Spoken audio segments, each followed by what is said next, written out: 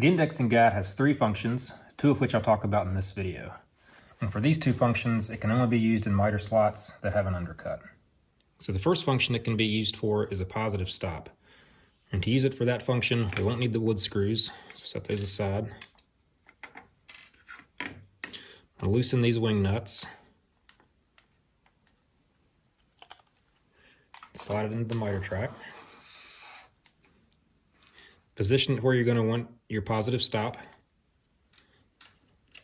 and then it'll function as a stop like this. The second function is, as the name implies, an indexing guide, and I primarily use that for box joints. So it gives you 2 options for indexing guides. 1, you can screw down a fixed guide with these 2 wood screws, or 2, you can use an adjustable guide with this elongated slot, and I'll show you both of those.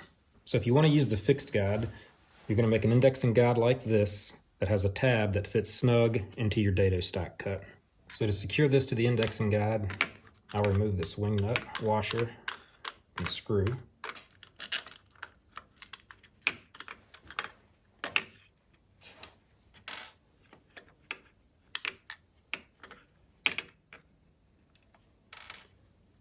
And then fasten it with the 2 wood screws.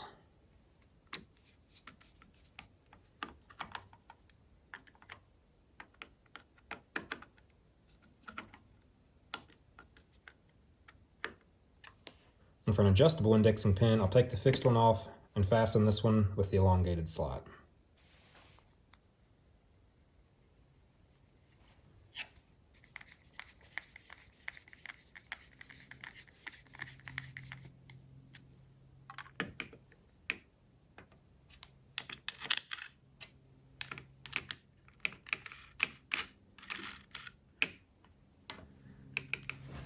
And now you can slide this back and forth until you achieve the exact width that you want for your indexing pin.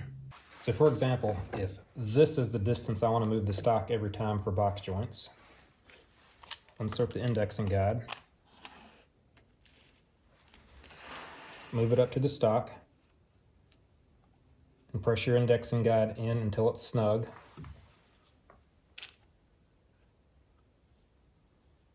Tighten everything down.